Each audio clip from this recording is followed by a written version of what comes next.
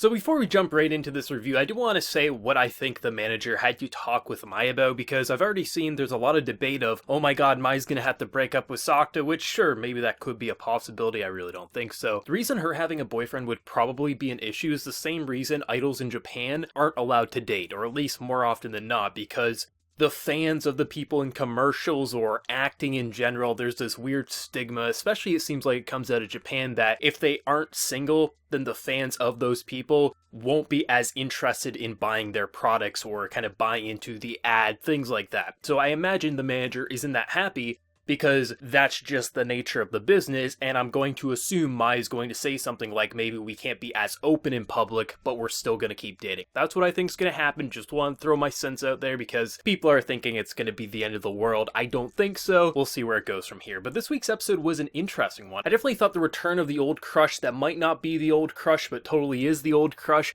would be a bit more relevant in this arc, but it actually turned out to be Futaba's arc, and her kind of dual personality of two separate of herself, seemingly identical, but obviously one's a bit more kinky with putting lewd things online, where the other is having to hide away in net cafes because she can't go home. This episode was really interesting, especially because I think there's only going to be one more episode for this arc before they move on to the next one. At least that's what I've been told. I like this one a whole lot because when they start off kind of explaining the whole like, hey, this person has the same name as my first crush, but here's the thing, it can't be the same person, right? And then that's kind of the gateway for the actual arc, where it's essentially, how can the same person exist in two separate places? Is it like only one's actually active at a time? Is it the whole consciousness? And once again, they try to give some sort of a reasoning behind why the adolescent syndrome can happen. And I know some people like just aren't a fan of this, and I'm personally okay with it, because like they're never trying to overly explain why the supernatural can happen. They're just trying to give you a visual representation of why this mysterious adolescent syndrome can manifest these weird anomalies, why things like this can happen. It's not trying to actually give you a scientific reason, because this stuff just can't happen. There's no way, shape, or form the same person can exist in two places, or someone can be forgotten in existence. It's just trying to give you a better understanding than just magic mumbo jumbo in the air, which I'm personally okay with. I know not everyone is, but I like it. What I like with this arc is just how these characters are kind of responding to this new situation, because Mai and Sakta are in a relationship now, 100%. Because you have Mai, who's just like, I'm not okay with her staying at your house, even if she is your friend, because would you be okay if a guy slept over at my house? And of course, he's like, well, absolutely not. That's just not okay. And so many times you have anime or just female characters who have to get pushed to the side and just accept that their main man is just going to play around with all these females, where Mai's like, absolutely not, I'm going to sleep over as well, which she easily could have said that Futaba could stay at her place, but instead she's like, no, I want to sleep over with my boyfriend as well. There's so many cute moments in this episode. I mean, there was so many playful moments in this episode. Like, Sakta is definitely one horny bastard, but I like how no matter how much of a perverted guy he is, he never gives into the little sister trope. So thankful for that, because that is such an overused and just stupid trope in anime.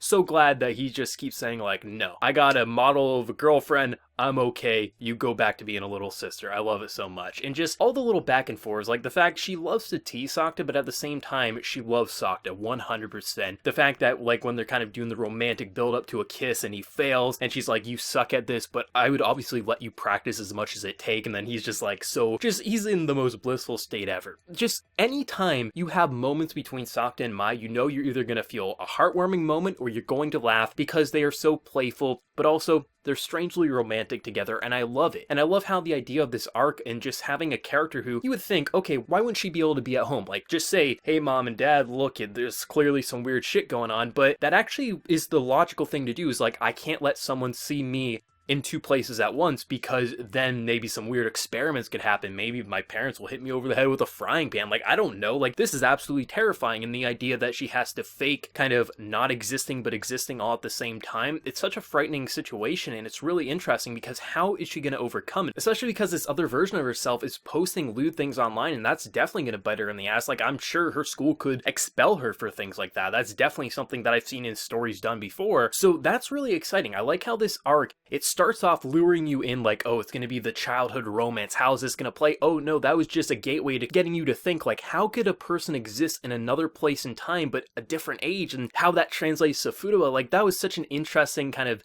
bait and switch. And I mean, I know we're gonna get more of her in the future because that is the movie that we get next year is based on that character, so I know we are gonna get more of her eventually. So I'm sure there's gonna be some people disappointed that it wasn't this new character and how that translates, but I'm sure whatever resolution we get out of this arc, it might translate to what this little 7th grader and how she shares the same name, shares the same face somewhat. Like, there's so much that could happen with this narrative that I'm really excited to see more, and I'm glad that this is only going to be, supposedly, it's going to be a 2-episode arc. If it is going to be 3, as long as they try to freshen it up, I'm perfectly okay with it, but I think 2 episodes would be good enough for this style of arc before moving on to the next, because it just feels very comfy. There's a lot of things happening in this arc. Like, you have the main arc, 2 of the same person existing elsewhere, then you got this whole cat situation, kind of slice of life venture with my old crush who's seemingly, like, in 7th grade now, what's going on there, and then you also have the Mai and Sakta relationship with the whole manager looming over in a cloudy distance saying like, no, no, no, you can't date him. So there's so many things happening, but it doesn't feel convoluted. It actually feels pretty well balanced, and this was one of the more enjoyable episodes. Like, this isn't like the best episode, the best arc yet, but it was comfy. It was very enjoyable. There was a lot of cute moments, a lot of funny moments, and a lot of moments that starts getting you to think like, how is this happening, and what could this mean for the future of the series? And that's what I'm looking for. Sakta and Mai's relationship is definitely my favorite part of this. I mean, if that's all we had, it was just them